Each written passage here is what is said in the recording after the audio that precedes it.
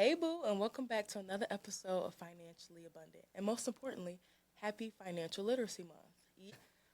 We have a special guest today. If y'all remember, my brother Jamaal, he came on an episode 2 years ago during Financial Literacy Month, and he talked about his journey to entrepreneurship. So me and Jamaal texted, I'm like, bro, I got to have you on the show. I got to have you on the show again. We've been talking about this for the last 2 years. And he was like, "Bet I'm gonna come to Dallas." I said, "No, we could do it virtually." He said, "No, this conversation need to be had in person." So I'm like, "Okay, if you gonna spend a coin, I'm gonna spend a coin to get us a room." And God is so good because He made it happen. So without further ado, let's jump into today's episode and talk to our brother Jamaal. Hey, Jamaal. What's good, sis? Let's do it. How are you? I'm good. I'm happy to be back I'm in person. In person. Yeah. Different setup. This is our second time meeting in person, Yeah, but you would never think because like we just like connected. Chemistry, Like we just vibe the very first time. We met a couple weeks ago. He came to Dallas for work and he texted me. He's like, "Hey sis, I'm gonna be in town. We'll grab a drink." And I'm like, "Oh my God, I bet we get to meet in person before, doing the live recording of the show." And I'm just like, God, when Jamaal comes down, I really want to be able to rent a studio and have like the studio space and just do it right. Like this is long-term goal. Doing it right. And He made it. I know it's so good. God is so good, and He made it happen. But let me shut up. Jamaal, what's up? How are you? I'm doing well. In a different stage of life, but I like this new chapter. 31. Just turned 31 30, earlier. flirty, and thriving. Yeah. Earlier on in March. So Happy I'm belated birthday. Thank you. I appreciate it. So life is good. I'm learning. I'm growing. I'm evolving. More importantly. But it's this is a peaceful time of my life right now, and I welcome that right now. So it's good. I can't complain. I like that. Sure. So Jamaal, Yeah. you see my cue. The cue cards are crazy. Yeah. I love the stationery. Very. Call me Steve Harvey. All right. So Jamaal, Yeah. It's been 2 years since you last joined us. Yeah. What's changed for you then? What's changed for you since then, both in your entrepreneurial journey and in your personal life? Yeah, for sure. I definitely a lot has changed in the last 2 years. I had a stint in Atlanta. I relocated to Atlanta from Houston for 1 year for a assignment. I took a new role in my company. And it was a learning experience. I always thought I really wanted to live in Atlanta, so I figured this is a great short-term opportunity to just go test out the waters and see like Houston versus Atlanta, like what's really more of my scene. Yeah. Nothing Atlanta beats Houston. is a weekend. Atlanta's a weekend. It's not a lifestyle. For me, not. at least. For me, too. That's like how I feel about Miami. Miami is a weekend. Oh, it's a vibe. It's a vibe for sure. But for me, Atlanta was just too much. Yeah. Like when I say too much, just too much opportunity, and that's can be in a good or a bad way. But for me, just knowing myself, it was just a lot of distractions out in Atlanta. Not saying that Houston didn't have distractions, but I just felt like Atlanta just presented so many more opportunities for you to just kind of like just be in the mix. Yeah. And I like a little bit more structure. I do like to, be a little spontaneous and go out and step out, for a little midweek vibe every now and then. Yeah. But Monday to Monday is crazy. It's crazy. And Houston could be like that in from a certain aspect too. It's different though. I always tell people it's different, like being outside in Houston throughout the week. So I took that assignment in Atlanta, and it was a great learning experience for me professionally, but then also from a entrepreneurial standpoint, just managing my home from a distance. I didn't have a property manager, so for me, I was doing everything hands-on as well. I had a long-term tenant, but still like things doing inspections, walkthroughs, making sure things like the air filters were changed, just all the little ins and outs that you really don't think of sometimes. But it really stretched me professionally, just my record keeping, all like in a lot of different aspects from a business standpoint. It challenged me, and it was a good experience for me to have.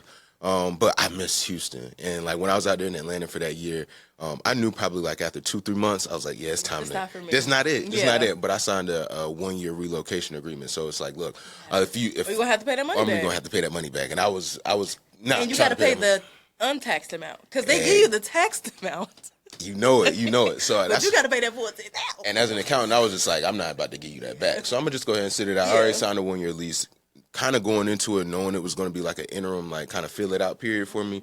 I didn't want to lock myself into anything longer than 12 months. So, that was a experience for me. But after beginning of 2024, I moved back to Houston, moved back in my home. So I no longer had that long-term tenant. And I just went back to doing the Airbnb. Yeah, Airbnb. And so just house hacking. So again, my primary residence was upstairs on the second floor, and then I had the Airbnb on the first floor. And I was managing my own cleaning like I was before I left Houston. And all my bookings and, running the revenue, changing the nightly rates, doing specials, things like that. So I enjoy being back hands-on. Like, that's where I thrive. I know a lot of people really want to get to that. When they have like a property manager. And like and where it becomes more passive. And I definitely want to get there as well, too. But for me, it's the devil's in the details. And I like learning the process. So that way, when I do put people in position, I know exactly what's going on. I can tell if somebody's BSing me, trying to just, get one over on me. I know all the ins and outs of the business before, outsourcing things to other people. So that also was just, welcoming and good to be back in that space, be back in Houston. And I still had the same role. I just asked them, like, look, I'm remote anyways. As long as I have an airport near me, I'm able to just kind of travel and just kind of reside where I really want to. So I do appreciate that freedom and that autonomy. But that last 2 years, let's see, then we get to the end of 2024, last year, it got to a point where I was exiting a relationship. And for me, the way that I was running the household was like, look, I was paying the bills. It was my home. I just had a partner living with me at the time. And with that, I covered the mortgage. I covered all the things since it was my... Good man. I was trying. I thought I was in a position where, I was going to like be, taking it to that next level in a sense where from a man's standpoint, or I think from a black man's standpoint and just kind of culture and society views, it's like you need to be the, provider, you need to be this and that. So I was like, look, let me train myself in that to see if I'm really prepared and equipped to do, be in that position. And I learned some things. And for me at the time between life, as far as like family issues, things were going on home back in North Carolina. It was just time for me to pivot. And I had to make a decision of, do I want to go back to doing long-term rental, keep my property, keep it for the appreciation and things like that? Or do I let it go? Do I rent it out on Airbnb, like both the upstairs and the downstairs? How do I really want to pivot and go into this next chapter? But North Carolina was really calling me, and family was really calling me. And I was in a space in Houston where personally, like, I had my network. Outgrown it. I had outgrown it, and I just knew I needed to, like, take it to that next level, like, personally, professionally, discipline-wise, especially. I'm like, we talked about that. It's time to lock in. Like, it's fun. 30. I love it. I'm 30 now, though. So the things I was worried about in my 20s, I'm not worried about that stuff no more in my 30s. And I want different things in my 30s. Absolutely. I got different, tangible dreams that I really want, goals that I really want to attain and like go after. And for me, that was more important than just living that Houston life. So I really sat down, did the numbers, and it was really in a position with me, like being just, single again and living in my home. Financially, I wasn't prepared to maintain that burden so quickly, the way the exit happened. So for me, I was just like, let me regroup, let me pivot, let me put this to the side. And also things with work were picking up as far as schedule-wise. I'm going 15 to 20 days out the month, so I'm rarely home. I come home and I maybe get like 2 or 3 days at home. You back on the road. And I'm never really even enjoying my investment. I get home to an empty house and it's, a little lonely sometimes. So I'm like, you know what? I want to get back into a space where I got community around me, like real community, that blood, those blood ties, my family. And my uncle was also going through some health-related things at the end of the year. So all of this melting pot was going on. I'm like, look, it's just probably best for me right now. God was calling you back home. Calling me back home and like get my stuff together. I ain't going to curse Get everybody. your shit I had to get my together. shit together, for real. Like going into my 30s, I want to be having a certain level. I want to be like equipped financially and like in certain positions. And you got to make those sacrifices. I think we talk about like the other side of success where you just outside enjoying traveling, but there's also a lot of preparation that goes into living that life sustainably. And when I say sustainably, like where you can do it and not have to worry. And not have to, what do I have to sacrifice here out of the budget to really be able to compensate and make up and really enjoy this without having to stress or put in extra hours or pick up an extra, little gig. So it was just it made more sense. And it, it was emotional at a certain point to make that decision. Like that was my first home. That was my baby. That was, I knew it wasn't a profit when you sold home? I didn't actually. So I broke even. So the way, it made me feel a couple of ways. At first I was like, man, like, I got real estate. I'm supposed to be, buy a home. That's what you do. Yeah. Buy a home, let it appreciate, and then boom, you can Equity get your and money all back. this- All that equity, all of that. But the way that I had constructed my property was pre-foundation, so I was able to modify the floor plan. In my HOA, in my community, all the other homes around me were 3 bedrooms. I took away one of my bedrooms and converted it to a family room to give that Airbnb space on the first floor. So I knew from a comp perspective, eventually when I did sell it, especially if it was short term or long term, I knew I wouldn't see the same gains or see the same appreciation that my neighbors did. Just from a floor plan perspective, it's families. If you have 3 bedrooms, you can demand more on the open market. So for me, I had to sit back and be an accountant and say, look, you knew this going into the purchase that you were taking away from the resale value. So it was a little bit of a shock, but at the same time, I was like, dang, I still wish I could have made a little scratch on top. But for me, but God is good in the sense where it was break even. Like the most I had to come out of pocket, I think after like closing costs, what I had to wire to the title company was maybe like $2,400, $2,100 or something like that. So it was almost like giving a deposit back. So it hurt, but at the same time, I was like, look, it could have been worse. The house could have been underwater. With Houston the way it is, it could have had some, real damages. And let's talk about damages. So there was another kind of thing that contributed to me selling the house was like Hurricane Beryl, I think it was, had hit earlier that summer, like in July. So I had to get some roof repairs done. I had to do some work on the HVAC, and all of these are out of pocket because if, of course I got homeowners insurance, but you got to hit a certain deductible. In order for them, it's just like regular. Scam. And it's just like a car insurance. If you keep hitting your insurance for like, what do you call them? Claims? For claims, thank you. Then, your rates may go up the next year, your premium will go up. So it's like I'm supposed to have insurance to claim things. But if I claim it, you're gonna penalize me on the renewal. So it's just a whole balancing act where I'm like, look, I just wanted to pay for it out of pocket, and I was doing those things unprepared, not having my savings built up. Your sinking fund. I ain't have my emergency fund where it should have been for sure. And I was like, it got to a point where I had to that we learned. Like people aren't talking about these things. They're not talking about these things. And everybody so glorifies their home purchase, but maintaining and sustaining a property in the right way. And what I would consider the right way, it's a task. It is. And you really have to incorporate that into your lifestyle as well, too. And I was living that outside lifestyle. I was a homeowner, but at the same time, I'm just like, I'm young. Give yourself grace. So I definitely give myself grace. But that's how it made me feel. It was a myriad of emotions. But, I really came to terms with it, and it was the right decision. Looking back on it financially, like I'm going to miss the depreciation. I'm going to miss the write-offs and things like that from a business and personal return perspective. But right now in this season, it was more important for me to like fine tune and really train my discipline up to where it needs to be at this stage of my life than to continue just living that lackadaisical lifestyle. Like everything costs, and your future costs you as well too. Correct. Your future costs your old self. Exactly. And I knew I needed to put myself in position. So long-winded answer, but that's that's what's been happening in the last 2 years for sure. That's good. No, we like long. We could. Yeah. We gonna. That's why we gotta have cue cards because me and Jamaal, we could literally talk all day. We're gonna talk. But I have a question for you. So now you're back at home. You're 30. Yeah. As a man, how does that make you feel as a man? Yeah. That's being a great 30, question. living at home. Yeah. Let's talk about that. Yeah, let's talk about it. Let's unpack it a little bit and kind of going into like the season of the last 2 years. Like moving back home for me was a little bit different in a sense, or it was the same. It was same as what it sounds like. Like I'm moving back home with my mom. So my living structure is like it's my mother. She's retired. She just turned 70 earlier in March. Y'all look like I had so much fun in DC. We did. She's That's so my cute. girl. That's my girl. That's my queen. So y'all look just alike. Yeah. I get my smile from my mom. Yeah. So she cannot deny you. She can't. So I'm living at home with mom, but it's a little different because I pay the bills at home. Like back in Greenville, what I mean by that is like I went under. We did a renovation on her primary residence back home in Greenville, North Carolina. It was my grandmother's old home. And for me, it was to a point my mom had put the property in my name as far as on the deed and everything. So I was, owner of the home now because it was paid off. But it was to a point where it was built in the 50s, 1950s. So it just needed some repairs. My mom's family had lived in, her sisters and siblings that grew up in that house. But it was just time. Like the kitchen was like needed some updating.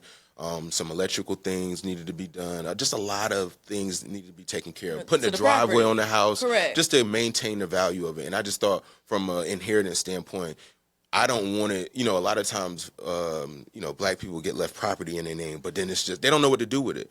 The house is handed to them in any condition, and, they start uncovering things, and they have to make that decision on, should I keep it or sell it as is, and not make that investment and put in that time and money to really bring it back up to where it needs to be. And for me, I wanted to be a little bit more proactive with that. So I love that. Yeah, so I did because that is very true. Like, you hear people like inherit properties all the time, especially as black people, which I think is amazing. But because we're not having these conversations and talking about how to maintain the property, how to grow the value in the property, nothing like a little DIY, a little painting the cabinets and different things like that.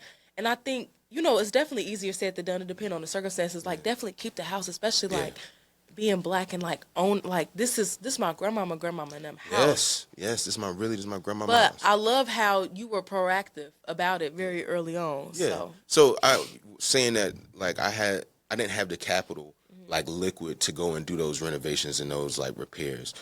So what I did was I was like, look, I had refinanced the home. I refinanced it to eliminate some of my own personal debt, to get restructure some things, and then I also used the other portion because I'm like, that would be unfair of me to leverage my mother's home and my grandmother's home to just selfishly pay off debt. I need to make sure I'm taking care of my mom as well too, because she still lives there. So we did the kitchen, we did the family room, put a new driveway, new roof. It's a good brought it up to. So now I have that mortgage payment. So you asked me how was it like going back home? It's like, well, I'm just going back to another home because I was paying that mortgage in Greenville, in North Carolina, the mortgage and my mortgage in Houston. So now, you got money. Listen, we are blessed to be able to take care of some things, and the Airbnb allowed me to have that extra cash flow to be able to sustain that. But then again, when my living situation changed, I really had to reevaluate. Like, okay, my primary thing is that's my mom's house, that's my grandma's house. Like, I can't lose that. And if it comes down to between me and her, I'm gonna always sacrifice. She's gonna always be taken care of. So I'm like, look, let me offload this asset in Houston and really primarily focus on maintaining my mother's residence and making sure everything is good. So when I move back home, it's like moving back to another home. Of course, my mom lives there, but for me, like with work, I'm rarely there. So I quickly got over that ego of like, I'm living back at home with mom. Like, it's beautiful. It was so funny. I was talking to like one of my exes, and she was telling me, she was like, look, it's such a blessing that you can actually go home. Yes. And I didn't like really understand what she meant by that at first.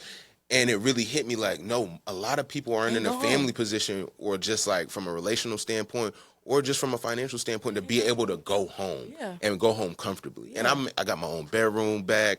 Like, it's just home cooked meals. My mom cooking for me, washing my clothes, washing the sheets every week when I'm in and out for work. Like, I literally just wake up and focus on work. Wow. And for me, that's good. That's and really, you need that right now in this season of your life. I need that. And no, it is a blessing to be able to go home. And I love how, like, my parents have always been like, Dana, y'all, we're gonna keep our house because my mom always said, I'm gonna always have a room for my kids. Yeah, for sure. And it is a blessing to go home, because I know so many people, like, when you go to college, right, you're 18, a lot of people, like, they don't go home for the summer, they can't go home. Their parents literally say, like, you're not welcome here. You're not welcome here. Like, and it's very unfortunate and it's very sad, but it is a blessing to be able to go home. And it's a blessing to be able, and your parents don't want anything from you either. They're like, just get on your feet. Yeah, just get on your feet. And it's beautiful because she's giving me that opportunity. Yeah, I'm still paying the mortgage there because my mom's retired. She still got her Social Security and things like that. But for me, that ain't like,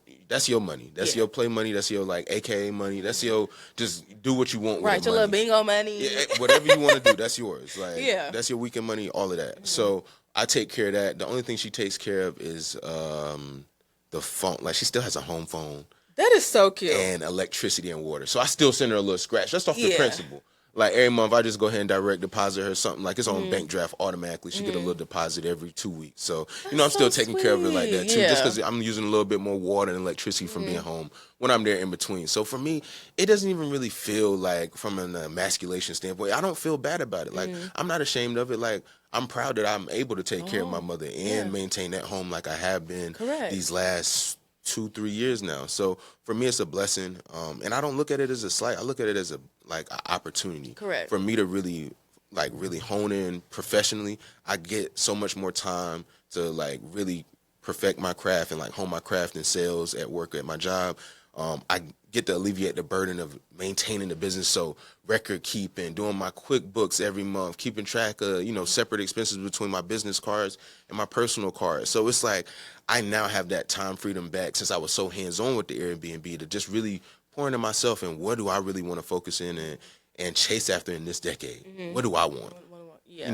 I'm not dictated by the Airbnb calendar or my work schedule. Like, what do I really want to do and see out of myself in this next chapter? How do I want to push myself? How do I want to challenge myself? And like, what's my next lane going forward? Because, I appreciate my corporate job because it gives me the opportunity to chase my dreams and do what I want to on the side outside of work. But I know I don't want to be there forever. I want to give myself maybe another like 15 years on the corporate runway to really, run it up. And do some kind of unique things that I always wanted to do from a business perspective. What? Like, if you don't mind sharing. Yeah. What I always was okay with working for somebody. I learned in high school that I wasn't going to be a professional athlete, and that was cool with me.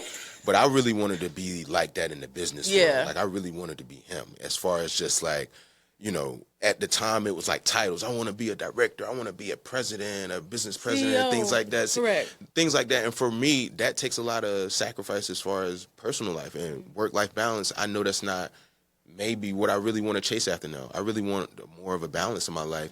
And eventually I want to just go off the grid. Like, I want to have me a little land now. I want to have me, some property. I want to do my own agriculture, that, use that for write-offs now. Like, I'm dreaming different now. And to that point where we were talking about earlier, is like, now that I have these dreams, I need to be in position because that requires a different level of money than just buying a single family home or even renting. Correct. And so for me, it's really a beautiful space that I'm in right now, living at home, because my mom doesn't want anything from me but for me to take care of myself, keep, For you to set yourself up in this decade.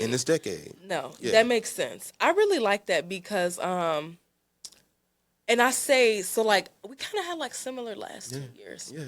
A wilderness season, for sure. Man. And I used to like, I hate this. Or like, I hate just what's going on. But this really shaped me for where I am today. Yeah. And also, too, having my seizure earlier in the year, it also reminded me life is so short. Fragile. Life is so short, so just go after what you want. Right now. I took advantage of like having a corporate job. Okay. So, and when I What say do you that, mean by that? Yeah. Okay. When I say that, like, so I work in sales. Yeah, similar. We work in sales. Yeah. And we work for good company. Yeah. Commission being real nice. Yeah. Well, see, that's the difference.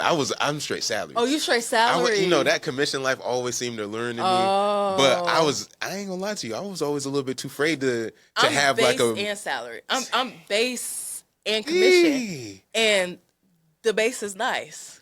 Hey, that's beautiful. And the commission is nice. Listen, I'm very, appreciative, and I'm happy where I'm at. But it's a wild economy right now. Yeah. So we can continue that conversation offline though. But talk to me about that commission world. I'm interested. Honestly, we'll talk about that. Yeah. We good. My bad. Go ahead. No, you're good. What was I about to say? Taking sales, advantage of my corporate job and not using it to my benefit. Yeah. My first ever commission check, I've talked about this on the show. I bought everything under the sun instead of handling business. Yeah. And God has... It's okay. Get yourself... We're young. Like, you do that. Like, you do that shit. Like, get it out your system. Get it out of your system, right? Out your system now. But what I have really learned is, like, you use this to build on what you want to create in life. Like, I used to just think small. Like, I just want to be debt-free. Yeah. And God, like, no, think big. Like, think big. That's a bar. It's more than being, I want to pay off my parents' mortgage. Yes. Like, it's some things like that I want to do as well. But in this season, I'm learning, like, I'm still in the wilderness season. I'm still in the sacrifice season. I'm still in the discipline season until I've mastered it, right? And it's not going to happen overnight. Like, it takes time. So it's very admirable that you can sit here, especially, like, as a black man and in the world that we live in. You dating. You live at home with your mama? Yeah. Whoa. Yeah. Relax. Yeah. And I pay her bills. And I take care of her. She don't have I'm not a bum. Cell phone, everything. She taking care of. She well put up. She well put up. I'm proud of that. And that's very admirable. And I understand that right now God is telling me I need to take a step back and be disciplined in these specific areas in my life. Because if you don't take these 2 years, you're going to repeat them. He's trying to catapult you into your next season. And baby, let me tell you, I don't want to repeat shit. Yes, I'm telling you. I was listening. You remind me of a sermon Pastor Mike did at Transformation Church. Yeah, Pastor Mike Todd. He's a dream guest. I love him. Pastor Todd, if you see this, sure. I'm going to have you on the show one day. God, man. I got to He make be it out talking. to Tulsa. But he be talking. Whenever you want to go to Tulsa to go to church. We really need to do that. Especially if you move to Dallas. For sure. We can just make that drive. We can just make a drive. So one of the sermons that he was talking about, he was like, look, God will keep giving you that same lesson until you master it, until you learn it, until you put yourself in a position to really, like, discipline-wise and really get through it. He will keep letting you replay life, those same cycles. Because I remember the feeling that you were talking about, not in the same way with the commission checks, but I get with my annual bonus. It's based on company performance, so it can fluctuate, but we always get paid out a bonus. So every year I'm like, you know what? This year, like, I'm gonna pay off my credit card. Well, that's the position I would end up. But I will always tell myself, like, one year I'm gonna just get my bonus and I'm gonna put it into the market, or I'm gonna just invest. I'm gonna buy this, you know, whatever, whether it's like anything, like an asset. I would just want to put it aside so that way I can, you know, really leverage that later on when I need it. And every year I find myself in the same cycle, using it to pay off debt, pay off credit cards, do all of those things. And I'm tax return. What am I doing? Paying off credit cards. Well, see, the taxes, we don't know. I don't even. Whew, that's a different story. So I'm blessed enough to where I got to a point where instead of looking forward to tax time, I would dread it. Like, I'm talking about, like, all right, I've had to pay the last 3 years. Even with my business, it reduced my taxable income and my, like, taxes due, you know, substantially. So I'm glad I had those assets to write off. But, man, those taxes, I haven't gotten a refund in probably since 2019, 2020. Well, technically, Pastor Todd said you're really not supposed to get a refund. You're not supposed to get a refund. And I'm an accountant, not a CPA, but I'm an accountant, and it's like, it's really not a flex to get a refund. That just means you overpaid the government and let them hold on to your money throughout the year. Damn. And it's like, and people can look at it, you know, however they want to, different ways. That might be their way of forcing themselves to save. So I'm not talking down on nobody that gets a refund or like don't have their deductions and they don't, you know, claim a certain amount of allowances to really allow them to not get a refund. So I'm not knocking that at all, but at a certain point, you got to really weigh the pros and cons of that. And I can see that from a discipline standpoint. Let me just go ahead and overpay in taxes so that way I get a little something. As long as you know what to do with it. As long as you know what to do with your free cash flow, I don't knock anybody's mechanism when it comes to how they want to do their taxes. But it got to a point where I'm like, oh, well, you know, I got to pay taxes now. And it's like, ooh, tax ain't not as fun when you got to, when April 15th come and you got to send that check in to the feds. So now I'm going through a different phase of life where it's like, oh, I could have been leveraging those checks, those bonuses to do different things. But again, you got to give yourself grace. It's okay, but at the same time, you got to give yourself a pinch of grace, but you got to give yourself a heavy dose of accountability. Because if you don't, you just keep repeating the same cycle. It's 2025, and I'm like, oh man, that bonus, the one that I did, like, yo, I got taxes that I got to pay. I got to get at the state of North Carolina. I got to get at to. Luckily, I was living in Texas, so for me, Houston, no state income taxes, but I still got to pay them feds. So it's different. But we got to give ourselves graces, when it comes to those extra lump sums of money that we get. But we'll do better. We're going to do better. Look, we're gonna do better, babes. We're gonna do better for sure. It's okay. We know we locked in now. We locked in for sure. Because the lessons come up in different ways. Like if you didn't learn it through. It will keep coming up, but what is the biggest financial lesson you've learned that you wish everyone knew? I think this is a good hack, and I guess people don't talk about it as much, but when you first get a job and you go through your first day, HR paperwork come through, and they ask you about your 401k. A lot of companies now do matches. 401k matches. Correct. You put in a certain amount, they'll match you up to a certain percentage. Are you investing in your 401k? Yeah, so I do my 401k, and that's the hack because, my 401k saved me a couple of times. Really? I'm not ashamed to say it either. And I'm going to tell you how. But the lesson is really do that. Take advantage of the full match that your company is going to give you. Whether it's 6%, 9%, whatever that percentage is, make sure you capture that pre-tax because that's free money that they're giving you. They're matching. I mean, it's not free money in the sense you're also putting some aside, but you leaving money on the table because they're matching it. Don't leave no penny on the table. And most companies match. Most, a lot. That's matter. like really, A lot of them matter. from what I've seen, it's a common benefit when it comes, especially to corporate America. So take advantage of that and do it from day one. So that way you don't feel it. And the next hack is also let it do the annual percentage increase, 1% each year. Now, I wasn't good at doing that the first couple of years. So I'm like, let me just get used to giving away. It's something new. Yeah, something new. I'm already giving some, money to the side. I'm grown. I'm feeling disciplined. I'm putting some aside for my 401k. Like spend time. Yeah. And we'll get to that. So my 401k is something that like has saved me in a sense where I was investing in it since 2017 when I started working. That's really good. And I let it build up. And I got in a situation when I was living in Michigan where, again, with credit cards, I'm like, I'm paying too much interest and I just need to consolidate. Pay off my credit cards. Let me get a consolidation loan. And I'm thinking about going to the bank. But what people don't tell you is, depending on who your 401k servicer is, mine was Fidelity. I've seen it happen with Empower. I've seen it happen with Wells Fargo. Whoever is managing or the institution that holds your 401k, they will allow you to loan from your 401k. And here's the hack with this loan.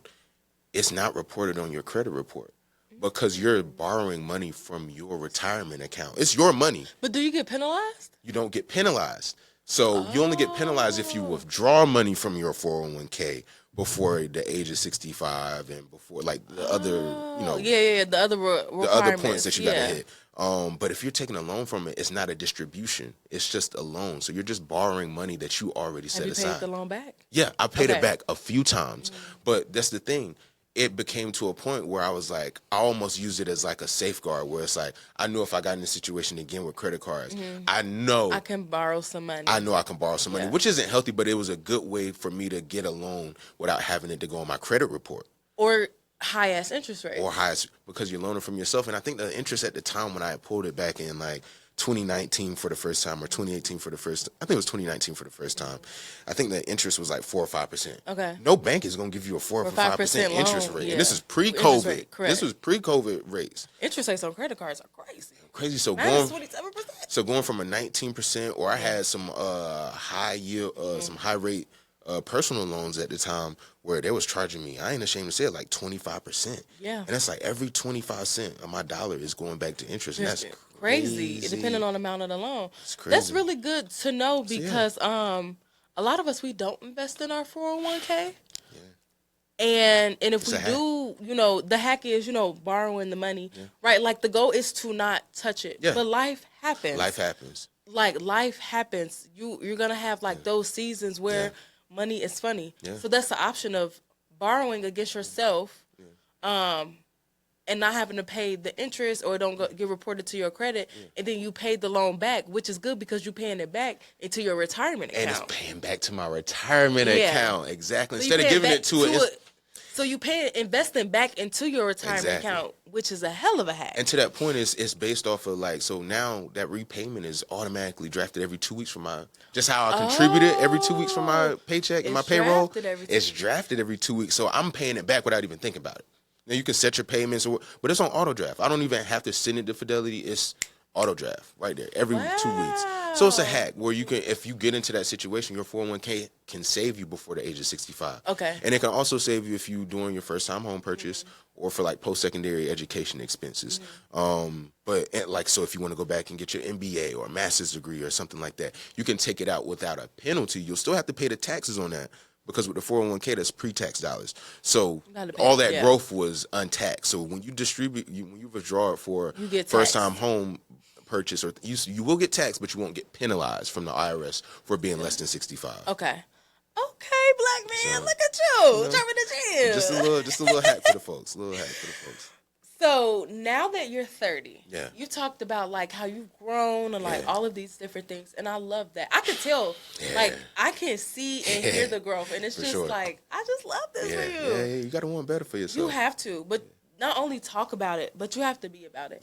And I do a lot of this, and I gotta get in the field. Like my quote for the year for myself is get in the field. Yeah, like my mama always say, don't talk about it, be about it. Yeah, you gotta get at it. So how has your your financial mindset shifted from being in your 20s? What would you have told younger self versus now? It's a good question. Oh, that's a great question, and I got a great answer to it because I had to transition it out of my season from Houston back to North Carolina. Yeah. I really learned it, and it really resonated louder than it ever has in my life before.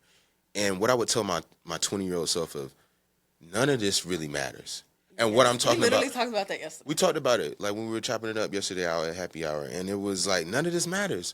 None of the clothes, it's good to have nice things. I'm not saying that. I like nice things too. I want to dress nice. I want to be what I want to, take care of myself. But at the same I also time, want the bank account. I want that back end. That's the most important part. And none of that matters. All of those things, like, I remember, like, with social media, and that's also contributed. I'm not ashamed to say it. Like, I would be on Instagram looking at people's story on vacation and things like, I could go there. I can afford to do that. I want to do that next. Like, oh, you went there? You went to Jamaica? Oh, I want to go to Turks. Yeah. You went here? Oh, I want to go. Yeah. I want to go here now. Comparison is a thief of joy. Comparison is a thief of joy, and I found myself at times subconsciously being in some of those traps when in my 20s. Is like, no, just because they went on a vacation, that don't mean you need to go on a vacation too. Everybody like to say, I just need to be by some water right now. That's gonna fix me. It's not. And as emotional spenders, that resonates with us. Like, I do want to be on the island somewhere. Yeah. Just like I need to reward myself because like I've had a long day, and like I had a long day. It's been a long month. Like, I haven't done anything, and like, discipline is a hell of a. It is tough, but it's definitely worth it because I know exactly what you mean. Because it doesn't matter. It doesn't matter. It doesn't. Not. For me, in the grand scheme of what I see for myself and my future, those things don't matter. Those are trivial. Right, not right now. Yeah. I'm not saying don't go and experience those vacations or do those activities or those dates or anything like that, but it's a time and a season. And right now, just lock in. You don't have any kids. You live on your own. Well, at the time I was living on my own in Houston. I'm single. Like, I don't have those responsibilities like parenthood. Yeah. Or even though my mom is 70, she's still independent and can live on her own, cut her own grass, thank God. Like, I don't have a elderly parent in the sense where I have to caretaking responsibilities. I really have nothing but time and opportunity to really go out here and run it up and put myself in position for the future. And that's what I would tell myself in my 20s. None of that matters right now. I love that. Take that, like, while you're young, making that good corporate money, your first job. It may not seem like a lot, but when I look back, like, my mom. How much money you've touched? How much money I touched. It's disgusting compared to, like. It's disgusting. In comparison. And when I say for me disgusting, is like, I remember, like, when I was in college, I went to school, I went to A&T, North Carolina A&T for accounting. That's what my bachelor's degree is in. And I never wanted to be a CPA, but I always wanted to be able to, be financially astute enough to do my own taxes should I want to. I don't now. Like, I haven't done it in the last 5 years like I have an accountant, but at the same time, if I want to, I can go do my own personal return.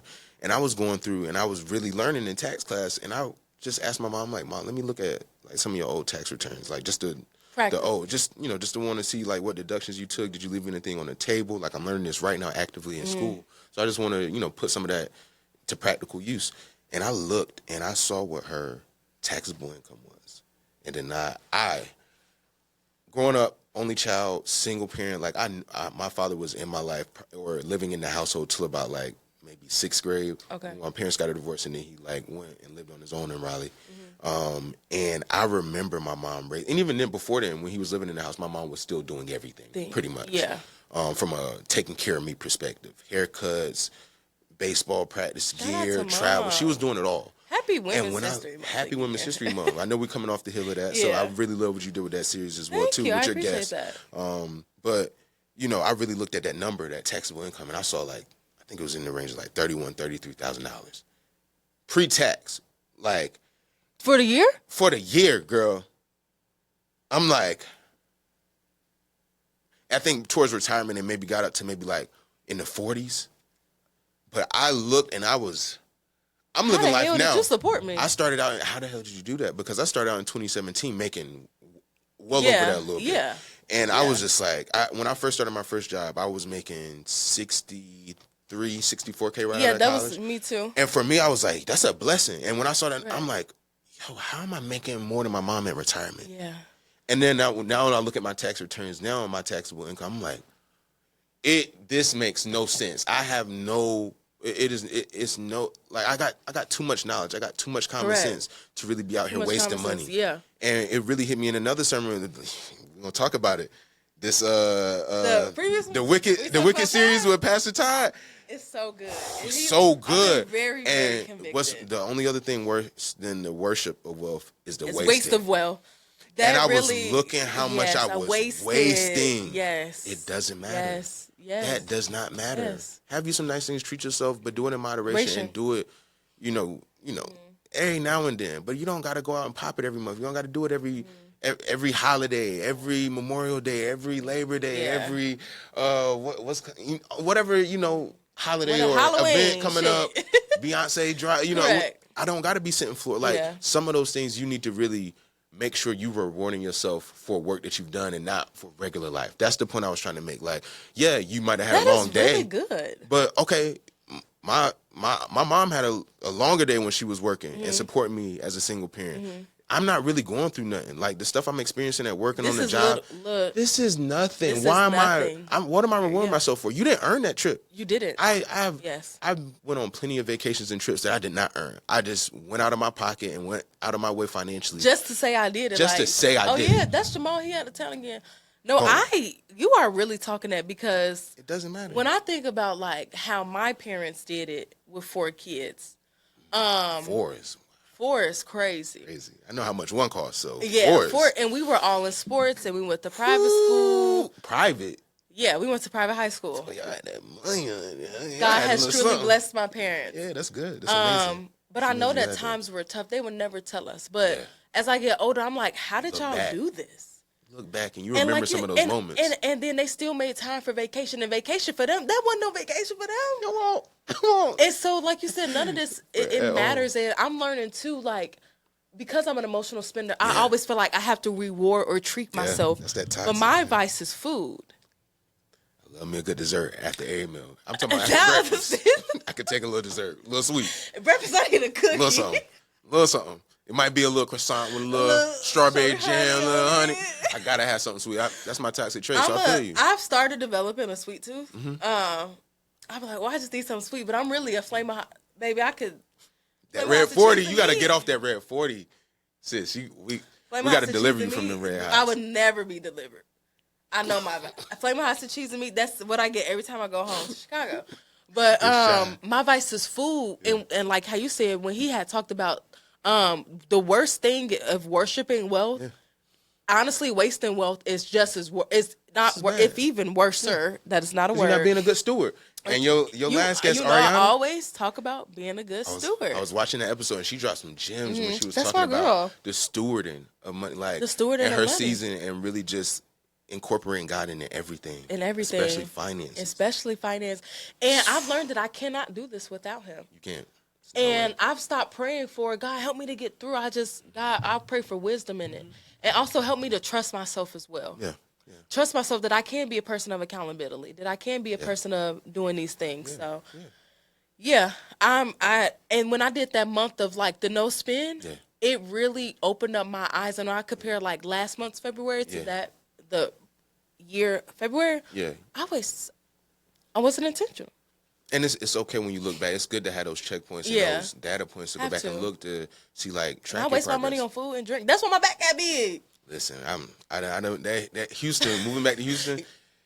That's why I couldn't live in Houston. Oh, it's bad. It's bad. It'll hit you out of nowhere. But even when it comes to financial discipline, I think another thing we don't talk enough about, and we just talking about the worship of wealth and just kind of the word and waste of money. It's like that last Sunday really messed me up because it's like I will gladly tithing. I will gladly spend my money on all these other things and not get it and give it away. It'll be on auto draft. Sometimes it'll be coming from a swipe or a tap on my card. Whatever it is, I will go out and do it and spend it without even thinking about it. And it's like, yo, I've been dating with tithing. I was telling you yesterday. It's like I've been consistent at times throughout the year, but from January 1 to December 31st, I have never been consistent year over year. And it's now I'm in that season. I'm back home. It's like that's what's important to me now. Like it's tithing. Literally, tithing. I gotta test, like not test it because I've already tested it and I know it's what it's done because God has got me out of some situations that I know I didn't deserve to be out because I put myself in there. I put myself in that situation, so like, I didn't deserve the grace from him to save me. I ain't gonna do it. I ain't gonna do it again. drink a little too A much. too much. And then you praying to God the next day, Do like, something else a Lord, little bit too much, like, I get a little swear too for high. God, I promise I won't do it again. I ain't gonna do it. This is my last time. He know you. Lord, get me up out of here. I promise you. Lord, delivery. I'm pouring it out as soon as I get back in the morning. As soon as I wake up in the morning, I'm pouring it out. I ain't even having it in the house no more. Lying. And he know you lying. But that's what his grace and his goodness is. So I gotta stop dating the tithing process. I gotta really lock in with it because I seen what it's been able to do in like little spurts. Yes. But I can only imagine the consistency of tithing and just the discipline, the honor, the integrity behind it. Because it's more so a thing of integrity and accountability. Because it's if you really whatever example you put to it, it's only asking for 10 cents out of every dollar. It's only so you get $110, you get $1,000, $100, and you spend that. And the crazy part is, so I've seen how good tithing is. My mom tithes consistently. Yes, I know God has been good my whole life because my mom tithes. And that tithes. And she tithes the full 10% with 4 kids. For sure. And I remember sitting in service on Sunday, and that's one of the rare. My mom has always tithed. You know how you always have those vivid memories, like you can't remember everything in your childhood, but you remember specific moments very vividly. And I would remember my mom. She old school, so she write a check on that checkbook, and we'd be sitting in service, every service, every Sunday. That's why God been good. She would pull out that checkbook and write down that number. I remember that number. It was less than $200 because I remember. I'm like. And I did my calculation. I'm going to school for. I'm like, that's all you had to tithe. And I'm thinking about the bills, the mortgage, the light, my haircuts, food. She make sure I got a haircut every week. Yeah. School clothes. I never went to school dirty. Always had whatever clothing I wanted, whatever brand I want. Like she made sure I had it on. And you know that was nothing. And but I was looking, and I was like, man, that was that tithe every week because she couldn't afford that. It's no way she could afford that lifestyle. Yeah. And tithe and do it all by herself. And I look back and I said, that's the power of tithing. That's the power I don't need of tithing. any more examples or demonstrations in my life. That was the biggest demonstration, and I had the perfect example right next to me every Sunday in church. So it's like I'm making my mama proud on like other things professionally and in my career, but that's gonna mean more to me, making sure like I follow in my mom's footstep in the practice that she brought me up in the church. You need to get that 10% the guy off top. And we advance. We can do it. Beautiful. We don't got to write checks. We can do it just like our payroll, how we pay our health insurance. It's deducted right out your check. You can literally Apple Pay. Funny. I had a job interview with PushPay. Okay. The yeah. They ended up moving with someone else, which is totally fine. It was what's for you? They wanted someone right. They wanted someone with a little bit more experience. But they asked me, are you familiar with our platform? I'm like, yeah, be my best. Yeah. That's how every week. Yes. You can set a recurring. You can set a one time. It don't matter. Yeah. You can do and it. that is something. And I told when I listen to Pastor Todd's sermon. Automated for sure. I'm still getting unemployment at this time. So by the time this episode drops, your girl got a job. Hey, we love it. We love it, sis. We love it. I'm happy. That time this episode dropped, I have a job. Yeah. But it was funny because when he was talking about tithing, when I listened to it, I was still unemployed at the time. Yeah. So I was like, God, I promise, when I started working. That was like a foreign language to you. You talking about right now, like, I get a pass. Like student loans, like I get a little forbearance period, right? I'm unemployed, so y'all don't really got time right now. He was like, so I was like, God, when I get my job, when I get my first check, I'm gonna tithe. He's like, no, tithe on that unemployment. Dog, I really need that. I really need that $100. You said, I know you strong. You strong. I don't know if I'd be that. He said no, tied on that unemployment when it hit Friday. That's a stretch. That Friday, so yesterday, I paid it. And I said, Lord, I trust you because I've seen what you've done in this season where I've been laid off, Chauncey been laid off. I know that my sporadic tithing has kept and covered us during this time. For sure. You wouldn't even know. Yeah. It is because of God. Yeah. And am I really a believer if I'm not really? That's the one principle. Yeah, that's the one principle he asks for. Love. Tithe, like it's a really low threshold when it comes. But if you're not doing the bare minimum of being a Christian and you like out here claiming, like you really gotta take that accountability. And I'm like, I can't be posting these scriptures, I can't be seeming like God, I got a relationship with God in one aspect of my life. And you don't even trust him. But I don't even trust him enough to really send in that 10%. But I'm over here.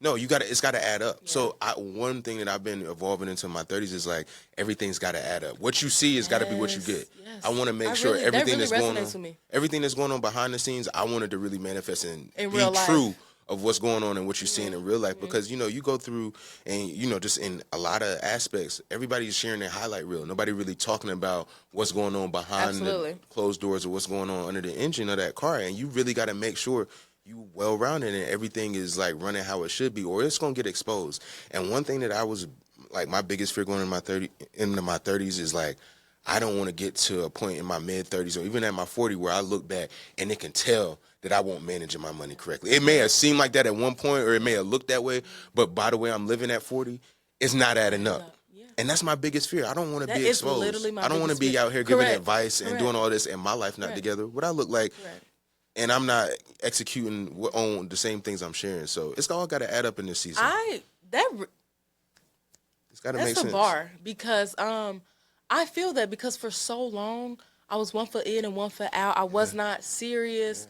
And I don't ever want anyone to tell my story before me. Ooh, but also, I want to be a person of my word and integrity. Yeah. So if I'm giving financial advice, if I'm telling you, have that emergency fund, do this, do that, I want you to know that I'm doing it too. And I had to apologize to everyone that has listened to this show. Y'all, I was on my shit. I was on BS. Being young, whatever. Being young and turned. Yeah. But now, in this season, I want my walk to match my talk. Ooh, yes. I want my walk to match my talk. Like, we literally saw Denai start putting fat. Like, I can't tell people. Yeah. It's just $5. It's just $10. Yeah. No, now I'm showing it. Yeah, and that's what I like. Yeah. And, I was telling you about that yesterday as well, too, is like the transparency. Because I think we need that. And even if, it doesn't matter if it's 500 or 50 or 5. I just like the fact that you're sharing the numbers, because I think a lot of times in our culture and with like us as a people, we want to be so private and so like, I'm not really showing my hand. I don't want you to know how much I really make, or I want it to be an illusion. Like, no, I really like that you're transparent, because we need to see that. It needs to be like marketed. It needs to be talked about out there. Like, look, I started with this so that way when you see my episode in 3 years, I remember when she was just putting 50 in the money market account. I done went to like 500, 5,000. She just bought her first investment property. We literally saw it in real time. And I could see it because she was showing me. Yeah. She wasn't just talking about it and kind of, hiding her hand. She was really showing me. I appreciate that. And that's what God had laid on my heart during this layoff season. Yeah.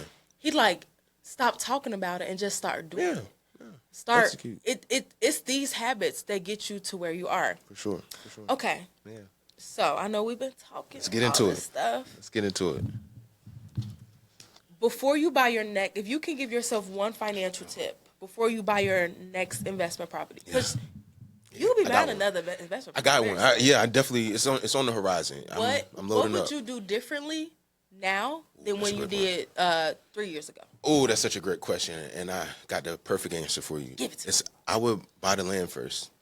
I think in homeownership, period, like we don't really talk about, we're sold the dream of get you, your first home. Yeah. Go get your realtor, go, look at houses, go look in what community, what neighborhood you want to stay in, and do that. And now for me, what I've learned on the financial side of it and running like, Airbnb short-term rental and also long-term rental, like you have the leverage when you own the land. And it's actually cheaper from my calculations and estimates, and just, you can go get the land, find you a builder, and you can still finance the construction like you would just do like if you're going to buy an already pre-existing home.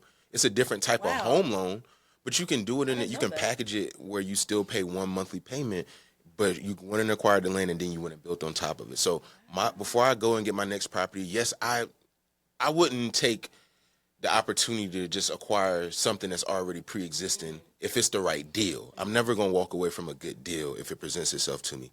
But if I have the choice and the deal's not on the table, I'm going to go get the land first, and then I can control what I want to put up there. Yeah. I can, build some rental income producing properties on one side, and then live in one of those units, and then build my dream or my forever home on a different plot of the land. Yes. So if I own the land, it's so tough, especially being landlocked like I was in Houston.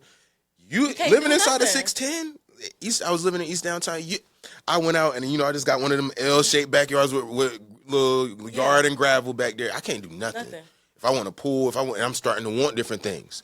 I'm spending all this money to do like resort pass to go, have a pool day, a little cabana day. It's like, well, what if I spend that money and saved it and put it to the side for enough years where I could buy my own and put a pool in my backyard? But I don't have the yard to put it in because I don't have the land. I only got this one plot that my home is currently on, and it's just too much to go in and ask the other landowner, hey, can I buy a piece of your land? Dude, you mind selling that to me? What's the fair market value for that? I just want to own the land. I love that. That's my I want to own land. Like, that's long-term goal, is to own the land. Like, especially because Dallas is expanding. Yeah. And you know what? God not making no more land. No. That's the one resource. Like, we'll go and spend our money on all these other things. Bullshit. And the one asset there's never been made more of is land. Yeah. It's only becoming less and less and less available. So why not go get you a piece of that land and you can do whatever you want? How do you think Jerry Jones, he bought all of Plano and Frisco and he got the land. He can sell it later. Use those assets from the proceeds of the sale to fund his next dream. When you own that land, you got leverage. You can do land ownership. You got a finite resource. Yeah, that's the goal. It's land ownership. Period. Put a casino on my land. Anything. So you go into the zoning and things like that once you go to those levels. But yeah, I want the land first before I go into my next property if I can choose it. That's amazing. I'm excited. When you buy your land, we're gonna celebrate. Listen. I want to be online, cutting the ribbon, and it's just nothing but trees in the background. People looking like, why are you so happy about this? But you don't even know what's in my head. I own it. You know how many acres? You know what I can do with all these acres? And you know what a perfect example. I'm not there from a family structure standpoint yet, but like getting there and kind of like uncovering what I want my family house, dynamic to look like. I want to build a compound. I want to have my own estate. And it's like, if I do want my kids to live there, if I do want them, like, look, you don't have to worry about going to buy your first home. You got your own house back there. 2-bedroom back there. That's what I want to do. And you don't got to pay. This is ours anyway. This is ours anyway. So go. And maybe you don't want to do that forever, but you can at least start out here. Absolutely. Because I got the land and the opportunity. I want to be more than enough house where you can feel like you got your own little apartment. I want to be on my Boosie. Correct. I want to be on my Boosie vibe. I want to put that Deion Sanders, whoever, I really like how like some of us are just, out here just really looking at it, at land ownership, a different perspective. I love that. I love that. Yeah, for sure. So as we're starting to, wind down. Oh man. I know. Since we some yappers. We gotta get back. We're gonna get back on it. It's gonna be a yearly thing. We're gonna talk through it. That you come and we do the show. Because growth for both of us. Like it's just so awesome. I want people to be holding me accountable as well too. Hey man, you said what's up with them ties? What's up with those ties? What's up with getting I'm gonna be on you like brown on rice about these ties. For sure. Please, I need an accountability partner. Did you pay your ties? I'm coming. Listen, I gotta set up the bank draft. I get paid on this coming Friday. Okay. So I gotta get it in by Wednesday so payroll can actually process it. Okay. But I'm taking that leap. Like we just auto drafting. Before I would just do it where I was doing paying it myself every 2 weeks, and that's you gotta have a lot of discipline. Yeah. And I ain't gonna lie, I don't trust myself with that discipline, with that level of discipline. So I'm gonna auto draft. Honest. I'm gonna trust it. Yeah. You just gotta set it on auto draft. So a lot of us in our late 20s and early 30s feel behind financially or professionally. Yeah, for sure. What is one piece of advice that you would give to someone who feels like they're behind?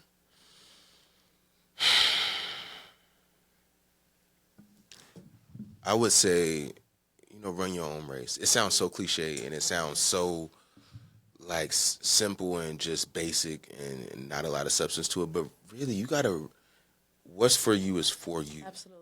What I got in my head about the next 10 years is different even than what you got in your head for the next 10 years. Yeah, we might have some similarities. We want ownership. We want, whether it's a podcasting space or whether that's an investment property, whether it may look different, but look, you really got to run your own race because what's in your head, how you see your life and how you see your vision, it's not going to look like that for your friends necessarily. It may or it may not, but that's for you. That's your life to live. And run your own race, whether that be professionally, financially. Like, I have my own goals, and I'm inspired by some of my friends for sure. I get motivation for sure, but some of their lives, I don't want those lives.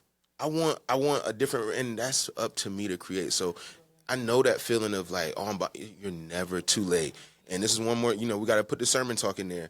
Because I believe in bamboo season. That was one of the sermon series that, Pastor Mike would put in, like, just because right now you like a bamboo tree, you plant it right now. Plant it but not buried.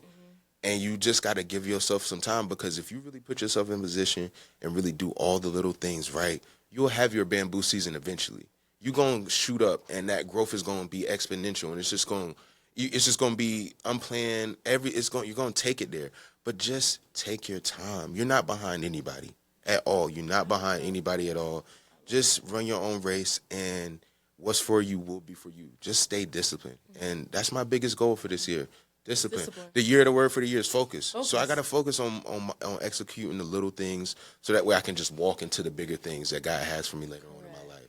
I really like that because so Ari, that was on the show a couple weeks ago, Ari. She sent me a book called The Mountain Is You. Thank you, Ari. Oh, that was one. She gave another one too. The Mountain Is You. I put it on my Amazon book list, but she dropped another one too. But The Mountain Is You. I'm in my own way. It has truly made me realize the mountain is me. Yeah. And that you just have to, the importance of discipline. Yeah. And not just talking about it, be about it. Like, I'm really proud of myself. One of my goals, right, is to work out every day in the morning. You see my them rings. You be on them rings the now. Rings be closing. What is it? 83 days of summer? Yeah, 83 days to get 83 days to get funded. 83 days to Stop get playing funded. with me. I got to do it. Okay. You got to lock in. But I say all that to say, discipline really does start in the gym. It does. It does. It really sets the pace in a lot of other really areas does. of your life. It's because I'm starting to, and it takes time, right? Yeah. And also nutrition plays a part in that as well. Like I told you guys, like, food is my vice. It is my own worst enemy. Yeah. And I have to learn how to have balance in that as well. Yeah.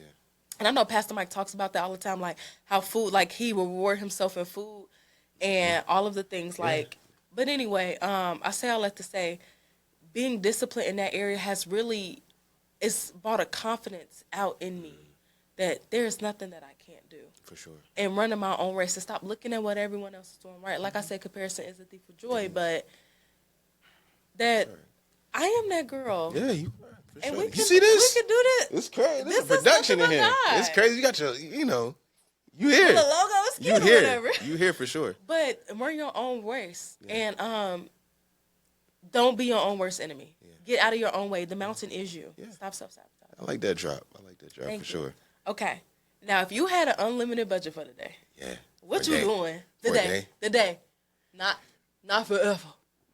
What you doing? What you pressuring me budget? to, you don't give me that. Oh, I'm a Yeah. So what can I you get? Doing? You give me that? You want the financial answer? The financially proper answer? This the balance part of the podcast. It's the balance part. So if I'm balancing myself out, I'm Tell gonna me go the ahead. real. Don't give me no cute look. I'm gonna go ahead and charter me a legit, because here's the thing. I got a fear of flying over the ocean, and I'm waiting. I'm not in a rush to get to Europe. To work. I fly every weekend. I hate flying. Really? It's just a thing. I really don't enjoy it.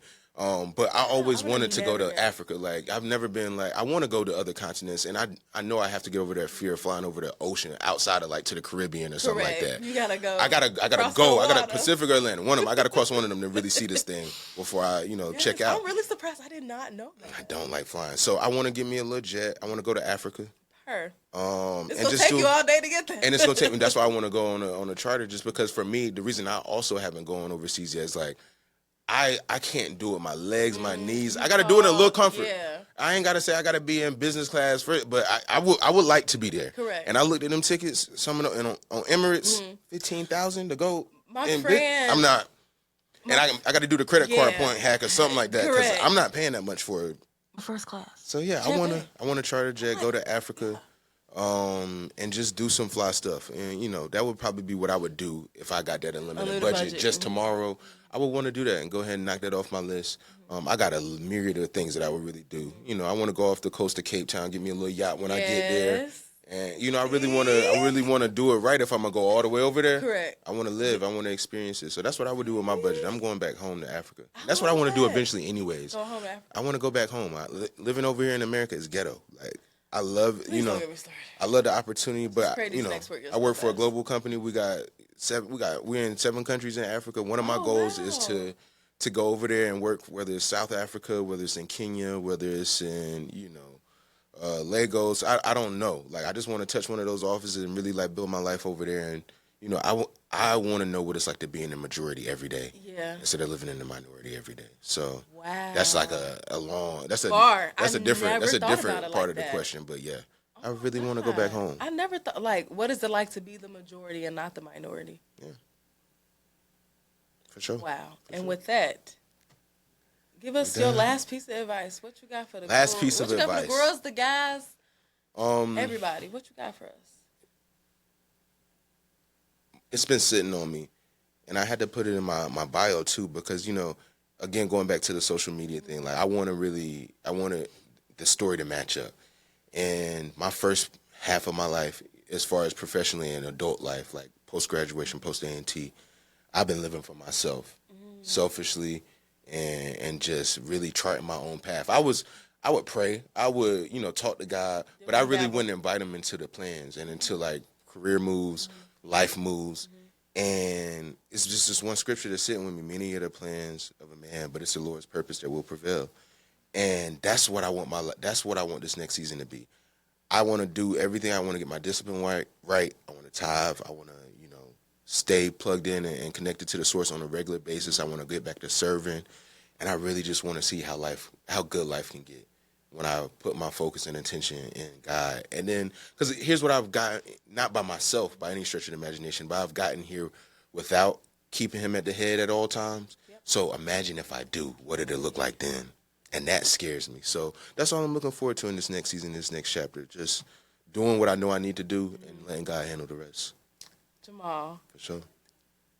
We got to do this again. I don't even have a word. We got to do this again, for sure. And I'm a yapper, and I'm lost for words. Nah. Let's do it. That was very eloquently said. Yeah. Thank you. Thank you. Thank you for having me. Oh This my is dope. God. This is an honor and a privilege. It is an honor and a privilege to be with you. Like, this is what's up. I know, this is the first in-person recording, first time, getting the studio set up. So I wanted to make sure I honored this and, I appreciate that. Really came in. I appreciate that. And it means a lot to me. And it was great being with you today. Yeah. And again, thank you so much for your time. It's always a pleasure. You always dropping gems. Always is. Not only for the girls, but for the guys as well. We for everybody. For everybody. So with that, thank you so much, Jamaal. And thank you all for tuning in to another episode of Financially Abundant.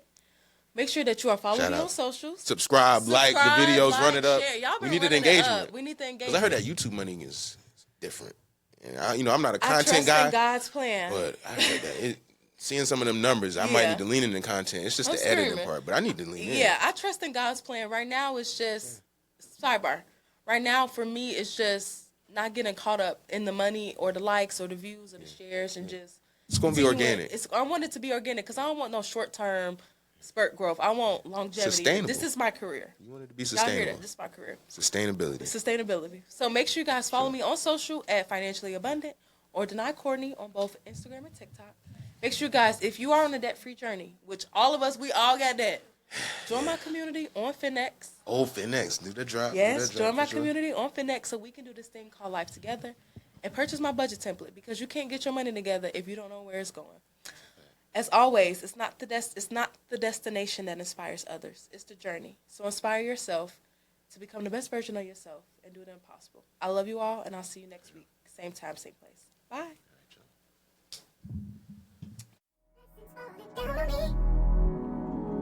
It keeps bringing me joy. Each new present I receive. It keeps bringing me joy. Blessings falling down on me.